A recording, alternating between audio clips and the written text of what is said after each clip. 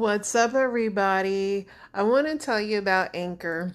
If you haven't heard about Anchor by Spotify, it's one of the easiest ways to make a podcast with everything you need all in one place. Let me explain. Anchor has tools that allow you to record and edit your podcast right from your phone or computer. When hosting Anchor on Anchor, you can distribute your podcast on listening platforms like Spotify, Apple Podcasts, and more. It's everything you need to make a podcast in one place. And best of all, Anchor is totally free. So download Anchor, the app, or go to anchor.fm to get started. And I'm a veteran, so let's hear some more military cadences.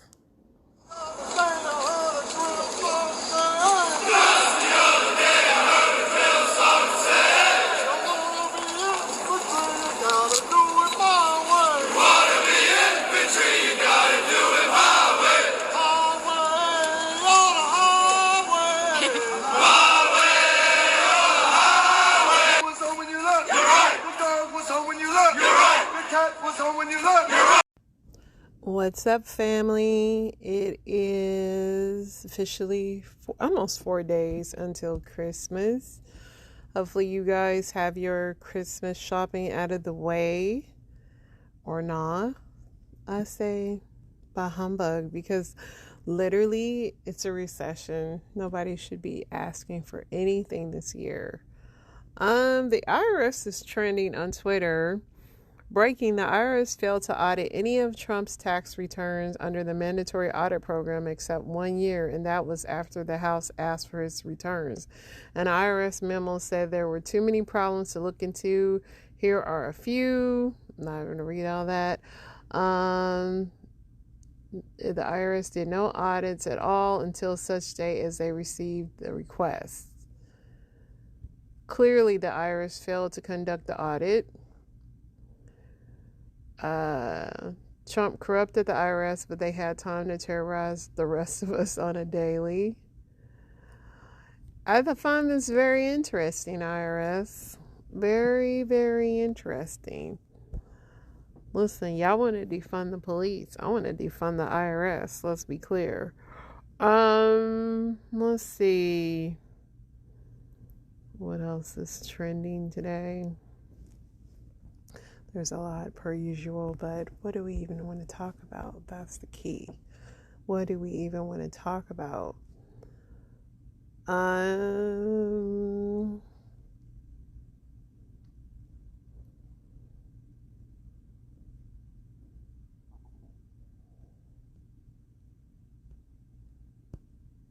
Elon Musk says he'll resign from Twitter once he finds someone that's crazy enough to replace him, which probably means nobody. There is a big storm coming tomorrow in most of the Northern American countries, so be careful. Let's see what else is going on.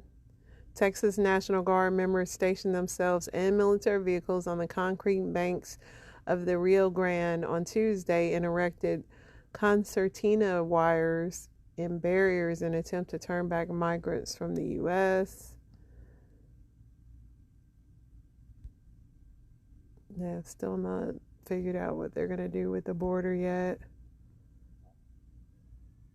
Zelensky is probably coming to visit the United States on Wednesday. The FTX founder Sam Bankman-Fried agrees to be extradited from the Bahamas to the U.S. A TikTok star, Krupa Noriega, whose body was found in Los Angeles parking lot in June, died of an accidental drug overdose.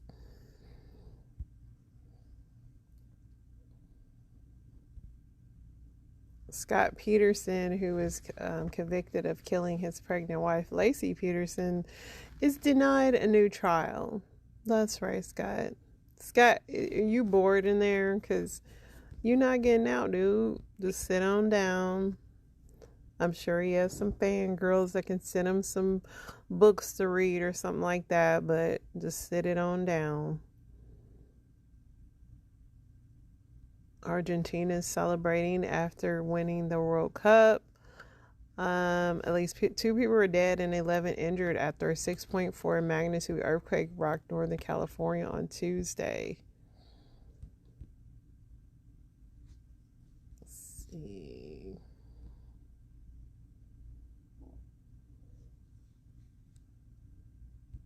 See what else is going on. A second migrant died by suicide in a New York City shelter this week. It's not all it's cracked up to be, man.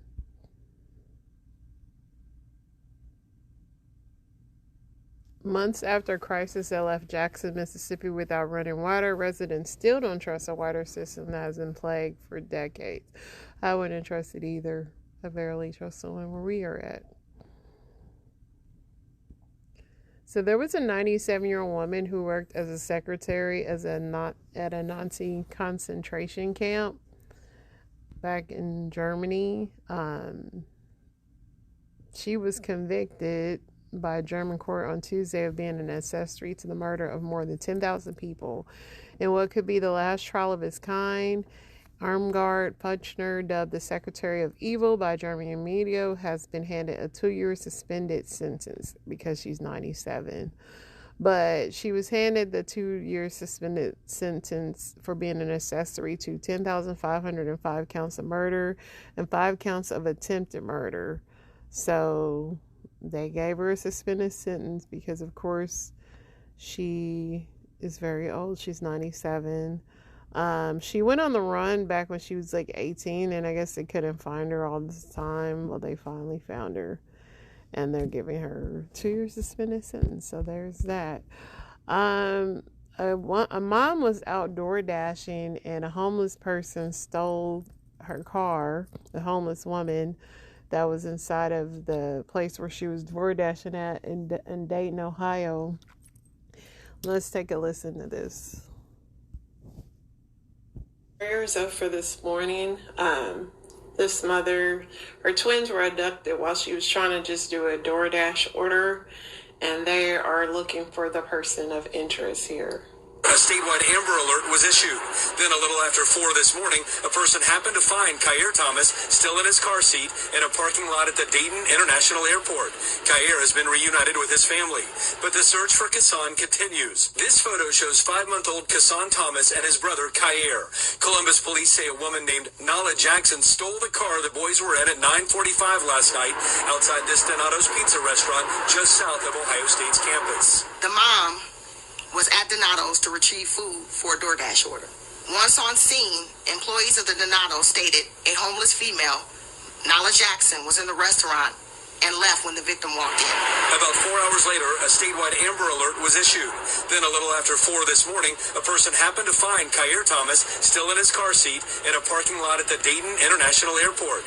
Khair has been reunited with his family, but the search for... So this is sad. Prayer to her, and hopefully both of her twins are reunited.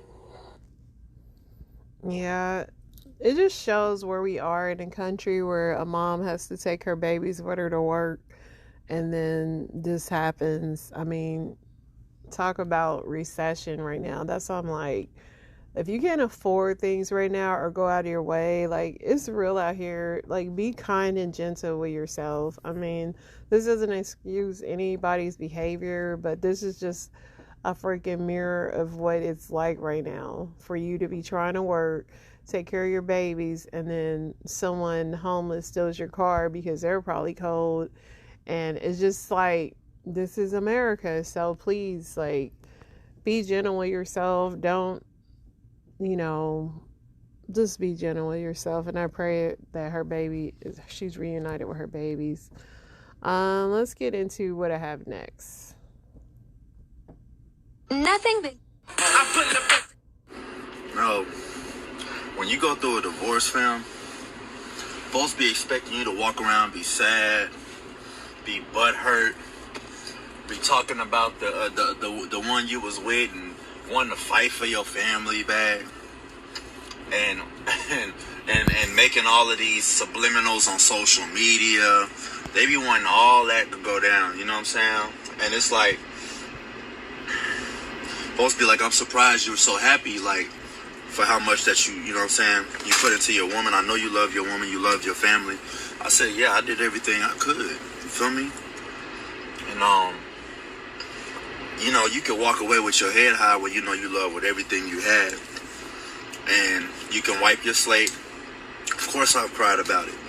You know what I mean? Of course it hurt. Of course it broke my heart. You know what I mean? Nobody builds a family just to see it break apart.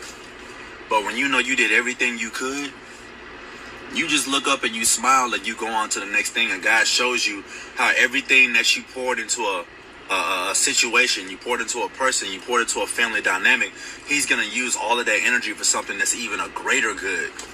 You know what I'm saying?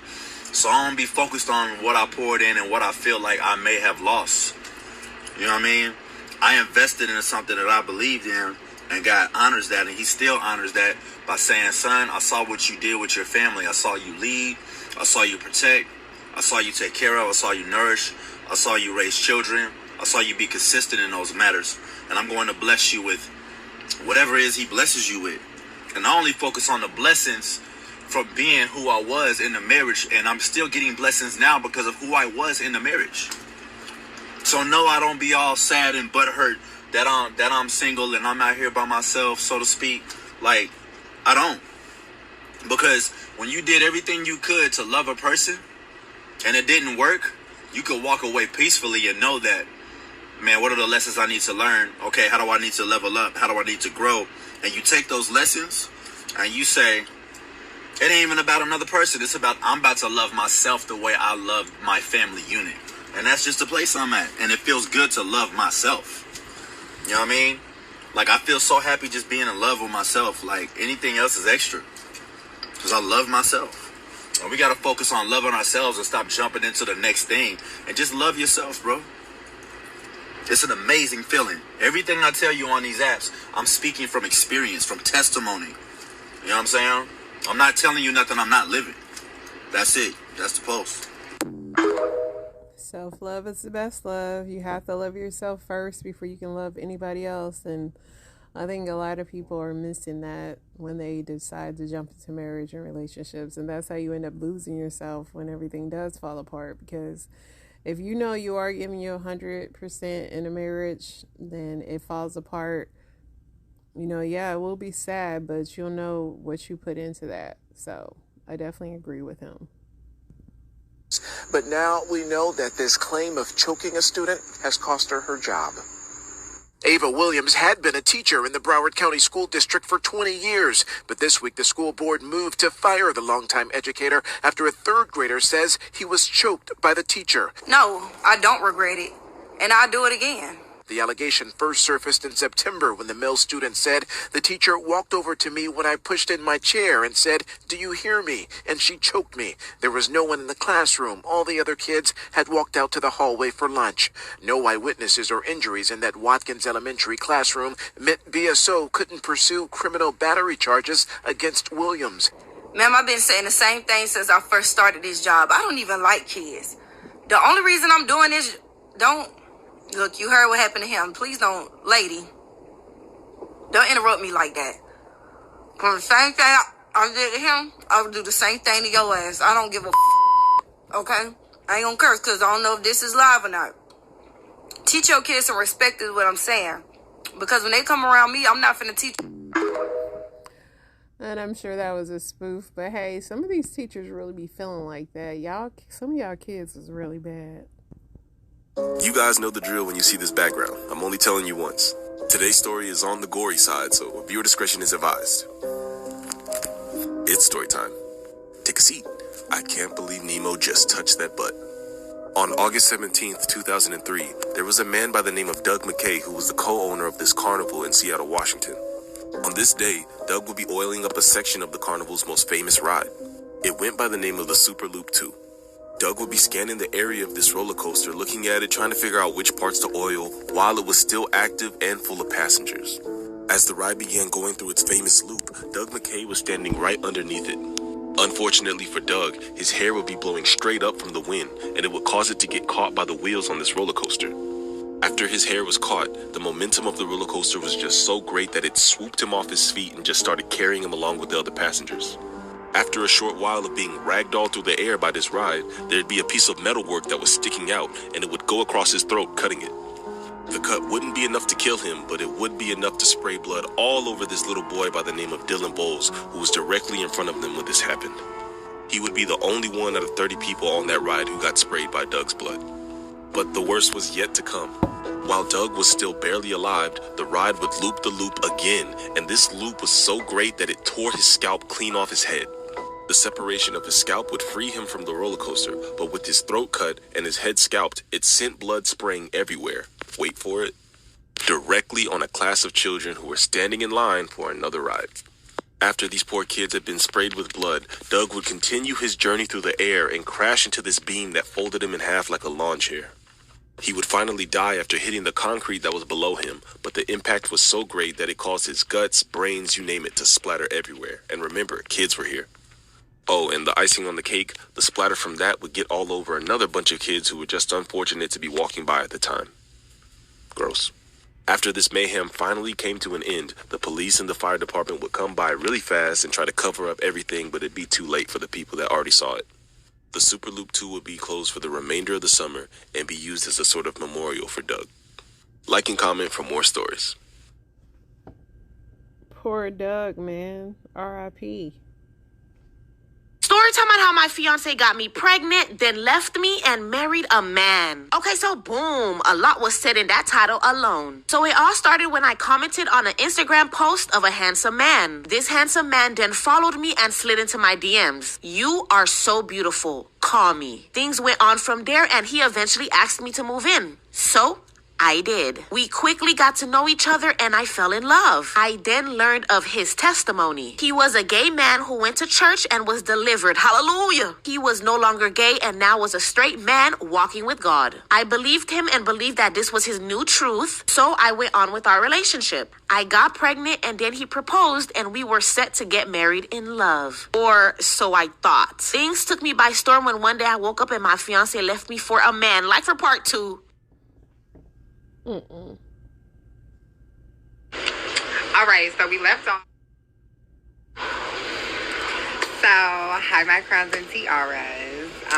This is gonna be me telling my story. Sorry. hold on. Okay.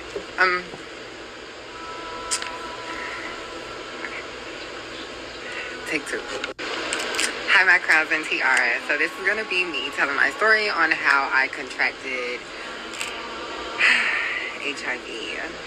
Okay, so I'm just going to say before I get started, I got these nails from my nail tech. I'll have her information in the comments and also where the lashes in the onesie is from. So I'm also going to be using a green screen to give y'all various locations and things that I do remember about everything. So let's get down to it. Okay, so it was morning time. I had just left a friend's house and I was at a gas station and I had this app called Jag, and I'm actually going to show y'all that app. 1 second. Alright, and this is the app. This is the logo, just to let you guys know, but this is the app called Jag. So I ended up meeting that guy on Jag, and first, it was just all about and excuse me if I'm sounding a little chattery, it's really cold in here, but I don't want my lace to sweat off. But I ended up meeting him on Jag, and he ended up messaging me, and he didn't have a ride to go cash his check, so I had a car, and he basically was letting me know that I'll give you some money if you come over here to help me cash my check.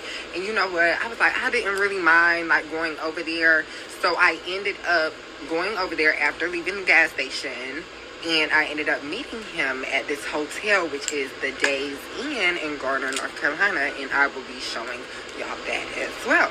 So 1 second. And this Days Inn happens to be the location where everything happened. So I ended up meeting this guy at the hotel, and when I went upstairs, he met me downstairs at first, kind of conversated for a little bit, and then we went upstairs to a room where it ended up being 2 more people in there. It was a guy and it was a girl. It was this real heavy set kind of buff guy that later on in the story you will find out he's more so the bodyguard, And it's also this girl who is a escort. So when I get in there, they basically kind of like introduced me to everyone. Well, he introduced me to everyone. And after that, we kind of sat down and started talking about what they did. And you kind of know what people do in hotels. Yeah. Once we got down to the TT. So, hi, you guys. So, y'all wanted a part 2. So, here's your part 2. So, where we left off in the story, I was actually in the hotel, and then I ended up finding out it was 2 people. So, I walk in the room, and this is where the tea gets spilled. So, I end up finding out the girl, she is an escort. The heavyset guy, he is a bodyguard. And the guy that I am actually supposed to be taking the check, taking to cash the check, is actually an escort as well. So, I'm going to show y'all this sign just to, see if you guys know about it. But before I show y'all this sign, I just wanted to let you guys know this was the way that they would sign up to, do their escorting and do their business and stuff. And what really kind of gravitated it to me, and knowing that I was not a person that really had sex with just anybody, I was very picky. But the thing is that the girl ended up telling me a story one time that she ended up getting $60 off of like a pair of panties, off of dirty panties on top of that. So I was like, okay, well, shoot, let me see what it's about. Since you got the dirty panties here, you can take them. You know what I'm saying? But let me show y'all this.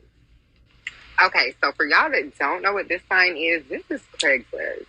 So Craigslist was the way that they would make their money. They would make their ads to meet up with these people, to talk to these people, or whatever the case may be. Whatever went down, and that was their business. But, yeah. So as we were in the room, it starts to get, a little late. And, he starts to tell me that he's not going to be able to cash his check, right?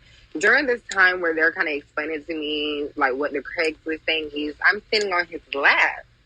And come to find out, him and that other girl, the other escort, ended up sleeping together, and they had relations back in the day. So I'm not quite sure if that's where the steam started to blow from. But 1 minute we were talking about Craigslist, setting stuff up. Next minute, they're at each other's throat, literally arguing, fussing. She ended up getting the room in her name, even though that he paid for it. So he ended up having to tell me, just come with me and I'll pay for the room. And I'm going to show y'all the lobby. So this is the lobby where we ended up having to go down there to, get another room due to the fact of him and her getting into an altercation. And we ended up actually getting a room on the other side of the building. And I will be trying to find that video for you guys, because I actually want to show you guys that side of the building where I first entered and then where I stayed that night. Yes, I stayed the night. All right, so we left off at me spending the night. So after we went downstairs, we got a new room, we ended up spending the night on the other side of the building. So I did not end up taking him to cash his check that day because it was too late. And when I ended up staying with him that night, yes, we did end up having intercourse. And from what I remember, we ended up having intercourse twice. One with a condom, one without a condom. And from that night, we had like our little conversations and stuff along the lines of that.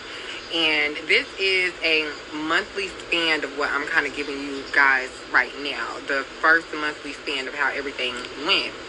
So after this is all done and stuff, it's some days that go on and I'm actually experiencing what it's like being an escort after they had already basically gave me the rundown of this and that and what they do. And the bodyguard was actually on the other side of the building, still with that girl, which he ended up coming over and staying with us. So when I was basically in the hotel, I did, a couple of people. It was one person in particular that I did for him to actually stay in the hotel. And I can't remember how much it was. I don't even want to say it was $60 that I did it for, but it might have been. So I used protection with this guy. It was a very old, fat Mexican man. Literally, his thing was like probably like the size of my pinky. I really didn't feel nothing. So it's just like I did that for him. And these are as the days are going by. I'm actually doing like a little work from here and there because like I said, I'm a very picky girl. I'm not just in the game to do anybody, nor did I have to do this. So, you know, as the days go on and, you know, we're just living our life, we end up getting to the point where he has to go. He goes on this little vacay with a friend that comes and picks him up at this hotel, knowingly knowing the bodyguard is still there. He ends up later down the line getting his friends to pick him up. And in between him getting his friends to pick him up in this monthly stand, we ended up having to go pick up his mother.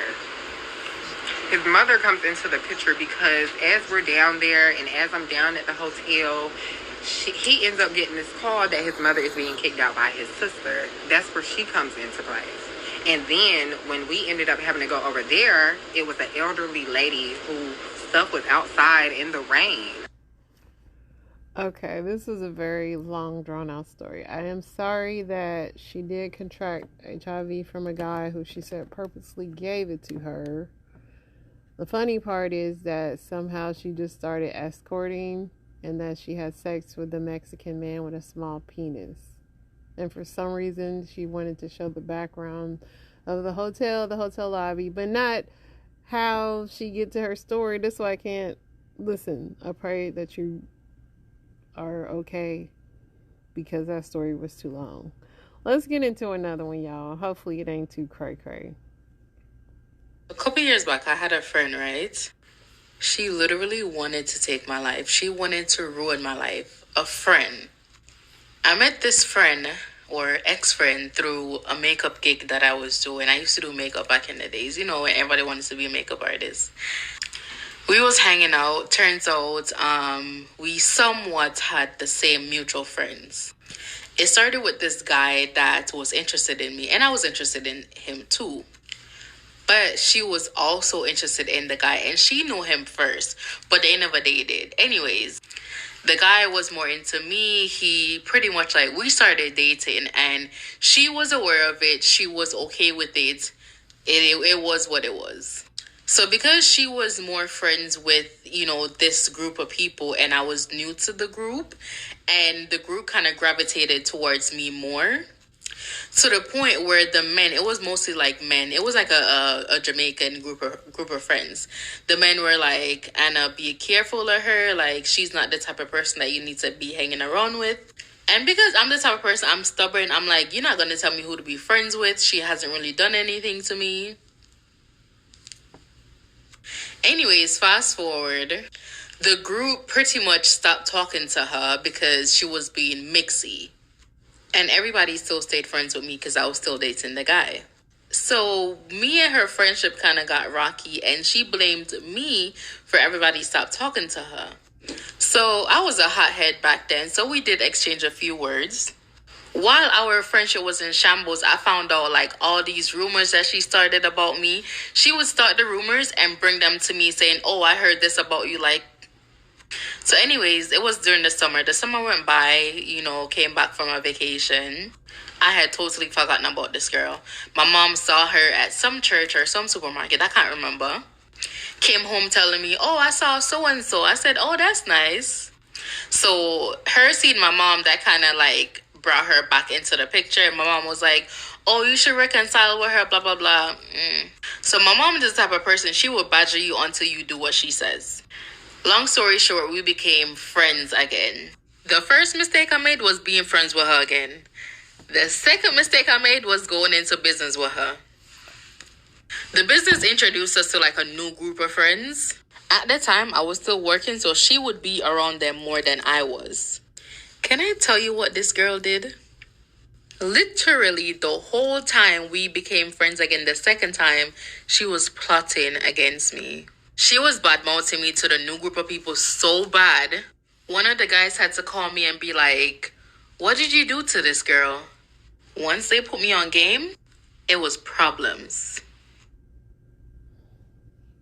Never go into business with someone who you have a shaky relationship with in the first place.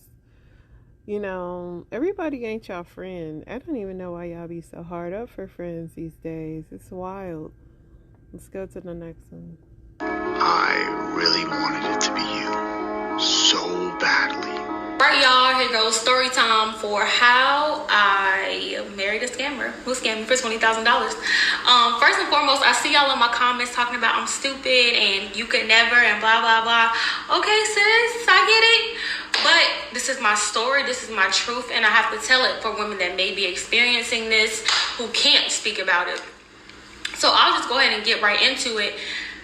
When I met him, I was at my heaviest. I was so insecure. I had acne all over my face, low self-esteem, you name it. So when he came along, and mind you, like, he is physically what I am really attracted to. So it was not hard for me to fall for him. So when he came along, it wasn't hard for him to just sweep me off my feet and tell me everything I wanted to hear. Because I was already infatuated with him. Like, he didn't have to show me anything.